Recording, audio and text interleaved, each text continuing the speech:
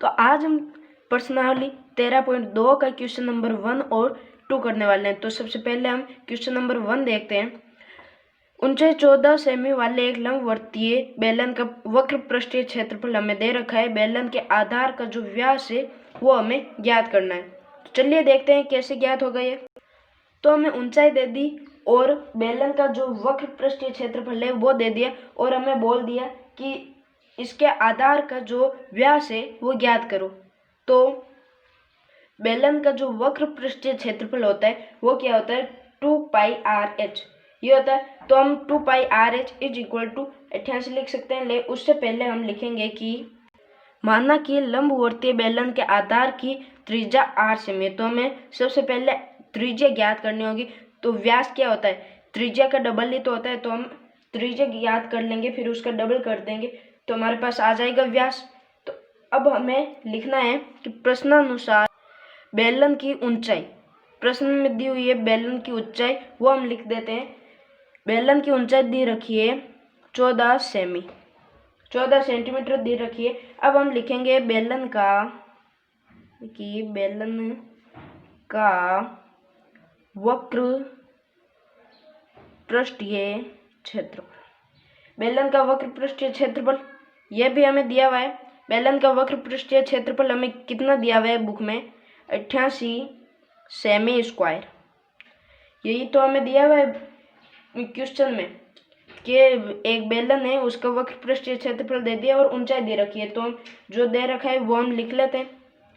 मैं जैसे बता रहा हूँ अगर आप ऐसे लिखेंगे तो प्रश्न आपका नंबर बिल्कुल नहीं कटेंगे। ये लिखने हैं लाइनें।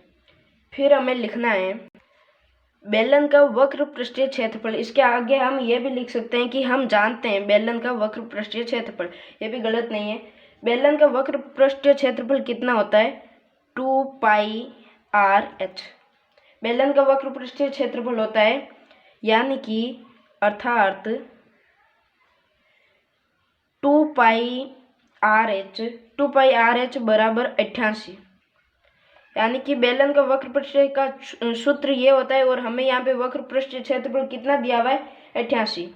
तो हम यहाँ पे ये लिख सकते हैं 2π/7 इंटू r हमारे पास ज्ञात नहीं है और पाई का मान 22/7 होता है। 2 का 2 लिख दिया इंटू ऊंचाई हमारे पास दे रखी है 14 इज इक्वल टू 88।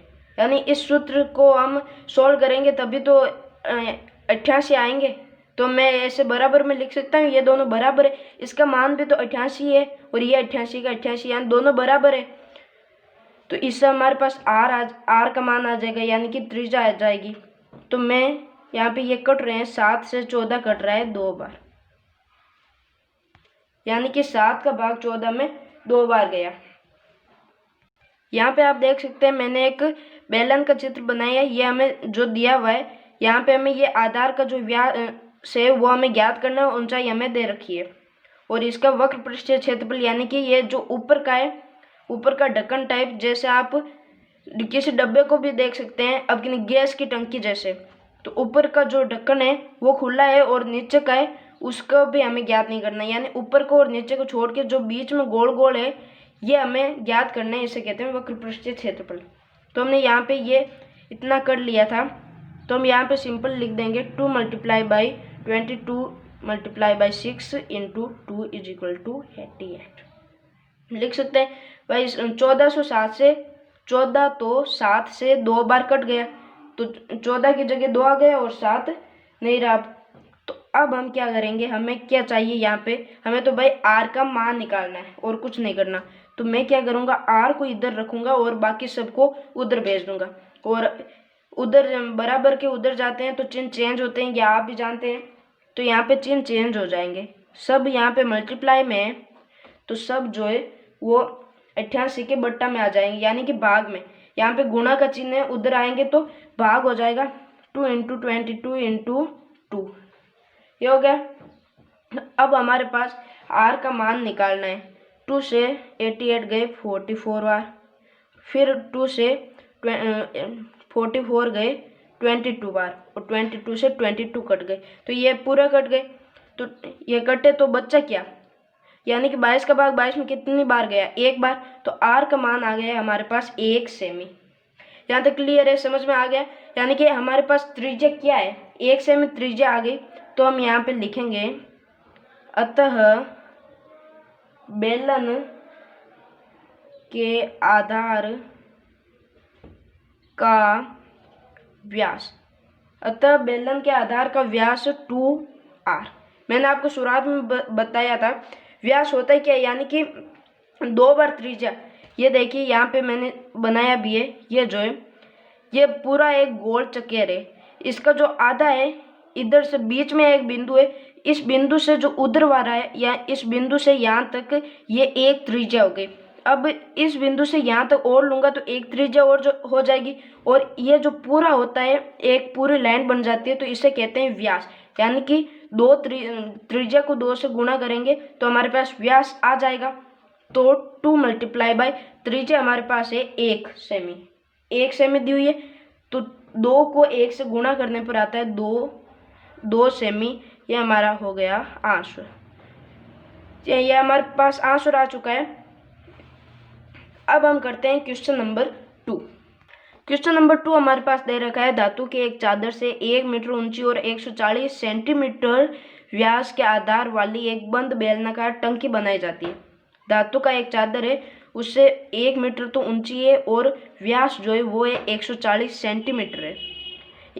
इस आकार की एक धातु की एक टंकी बनाई जाती है। इस कार्य के लिए कितने वर्ग मीटर चादर की आवश्यकता होगी। तो हमें यहाँ पे कितना चादर लगेगा ये टंकी बनाने में वो ज्ञात करना है। और उसके लिए हमें क्या करना होगा, ये जो धातु की टंकी है या फिर ये जो है धातु की टंकी, इसका हमें पूर्ण पृष्ठीय क्षेत्रफल ज्ञात करेंगे। तो हमारे पास आ जाएगा कि इसे बनाने में कुल धातु कितना लगा। तो हम इसका पूर्ण पृष्ठीय क्षेत्रफल ज्ञात करेंगे, यानी कि कुल पृष्ठीय क्षेत्रफल की। तो हम सबसे पहले लाइन लिखेंगे, ठीक है। उसी तरह जैसे हमने क्वेश्चन 1 में किया था, माना कि धातु के चादर से बनी बेलनाकार टंकी के आधार की त्रिज्या वो है 8 सेमी। क्योंकि हमें क्वेश्चन में ये जो त्रिज्या है इसका कुछ मान दे ही नहीं रखा है, तो हमें सबसे पहले त्रिज्या ज्ञात करनी होगी, फिर हम बेलन का कुल पृष्ठीय क्षेत्रफल ज्ञात करेंगे और उस क्षेत्रफल में त्रिज्या का मान रखेंगे। तो सबसे पहले हम त्रिज्या ज्ञात करेंगे। तो उसके लिए हम लिखेंगे यहाँ पे व्यास। हमारे पास यहाँ पे त्रिज्या नहीं दी हुई है लेकिन व्यास दिया हुआ है, और वो कितना है 140 सेंटीमीटर। ये हमारे पास व्यास दिया हुआ है।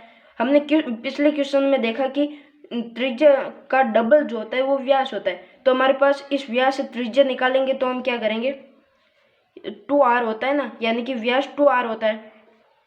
तो हम यहाँ पे r बराबर 2 को उधर भेज देंगे। या हमारे पास r का मान चाहिए ना, व्यास हमने पिछले क्वेश्चन में भी देखा था 2r क्या होता है, व्यास होता है। यानी कि त्रिज्या को 2 से 2 बार गुणा करने पर व्यास आ जाता है हमारे पास। तो मैं त्रिज्या को यहीं पे रखूंगा, 2 को इधर भेज दूंगा, तो ये भाग में चला जाएगा बट्टा में, यानी कि तो त्रिज्या हमारे पास आ गई 70 सेमी।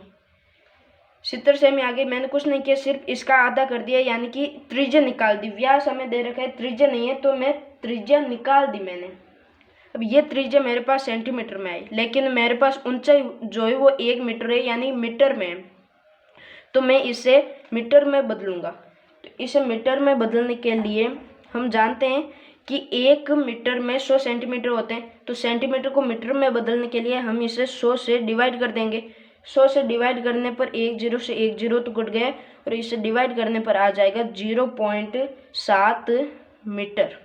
तो ये भी अब मान हमारे पास मीटर में आ चुका है। तो हमारे पास यानी कि त्रिज्या का मान r हमारे पास आ चुका है 0.7 मीटर। 0.7 मीटर आ चुका है हमारे पास मान। अब हमारे पास और क्या दिया हुआ है, बेलन की ऊंचाई दी हुई है हमें। ऊंचाई माने h, ऊंचाई को इंग्लिश में कहते हैं हाइट, और हाइट मतलब ऊंचाई, और हाई में सबसे पहले क्या आता है h। तो मैं इसे h से भी प्रदर्शित कर सकता हूँ। तो बेलन की ऊंचाई हमें दे रखी है 1 मीटर। ऊंचाई आ गई 1 मीटर। त्रिज्या आ गई 0.7 मीटर। तो अब हमारे पास सब कुछ आ चुका है। तो अब हम करेंगे बेलन का कुल पृष्ठीय क्षेत्रफल। बेलन का जो कुल पृष्ठीय क्षेत्रफल है वो हम ज्ञात करेंगे। बेलन का कुल पृष्ठीय क्षेत्रफल का जो है सूत्र क्या होता है, ये सूत्र जो है देखिए आपको याद करने होंगे, आप अपने बुक में देख सकते हैं। और जो इस बुक के पीछे पीछे यानी कि इस प्रश्नावली के पीछे पीछे आपको सारे सूत्र एक साथ दिए हुए हैं, शायद आपने देखे भी होंगे। तो वहाँ से आप सभी सूत्र एक साथ याद कर सकते हैं। अगर वैसे नहीं करना चाहते तो हर प्रश्नावली से पहले उसका सूत्र बताया गया है, तो आप सूत्र याद कर लेंगे तो आप बड़ी आसानी से ये कर सकते हैं। जैसा आप देख सकते हैं ये दिया हुआ है सारांश में, ये सभी देखिए सूत्र दिए हुए हैं। ये जो हमारी 13वीं प्रश्नावली है इसके पीछे सारांश में सभी सूत्र जो है वो दे रखे हैं। अब हमें कुल पृष्ठीय क्षेत्रफल ज्ञात करना है। वो हमारे पास क्या होता है, कुल पृष्ठीय क्षेत्रफल क्या होता है 2 पाई r प्लस h। तो अब हमारे पास मान तो यहाँ पे सबके हैं, तो मैं यहाँ पे क्या करूँ, इनकी जगह इनके मान रख देता हूँ। तो बराबर 2 मल्टीप्लाई बाई पाई का मान होता है 22/7 इंटू हमारे पास त्रिज्या है 0.7 मीटर, कोष्टक 0.7 मीटर प्लस 1 मीटर, ऊंचाई है हमारे पास 1 मीटर इज इक्वल टू, अब मैं यहाँ पे क्या करूँ इंटू 22/7। ये पॉइंट में मेरे लिए मुश्किल होगा तो मैं यहाँ पे क्या करता हूँ, पॉइंट को हटा के बट्टा में 10 लगा दूँ। तो पॉइंट इससे 10 का ये वापस से भाग दूंगा तो वापस से 0.7 आ जाएंगे। तो बराबर ये बात, तो मैं पॉइंट हटा के क्या करूं, नीचे बट्टा में 10 लगा देता हूं। फिर यहाँ पे कोष्टक पर 0.7 और a को जोड़ने पर 1.7 मीटर आता है बराबर। अब हमारे पास देखिए ये 7 से 7 कट गए 22, और ये है अब हमारे पास तो 1.7/10। ये जो 7 है यहाँ पे ये तो आपस में कट गए, फिर ये 1/7 है, यहाँ पे क्या बचा 1, और यहाँ पे गुणा होंगे 1 गुणा 1.7 यानी कि 1.7, तो 1.7/10 ये मैंने कर दिया। अब मैं क्या करता हूँ, इनको सोल्व कर देता हूँ। 2 मल्टीप्लाई बाई 22 44 इंटू 1.7/10, 44 को जो है 1.7 से मल्टीप्लाई करने पर आता है 74.8। 74.8 में 10 का भाग दिया मैंने तो आगे 7.48। तो ये हमारे पास 7.48 मीटर स्क्वायर। तो ये हमारे पास क्या आ गया, धातु का जो है वो क्षेत्रफल आ गया, यानी कि उस टंकी का पूर्ण पृष्ठीय क्षेत्रफल आ गया। तो हम आखिरी लाइन लिखेंगे, अतः कुल आवश्यक चादर 7.48 मीटर स्क्वायर, ये हमारा आंसर हो गया।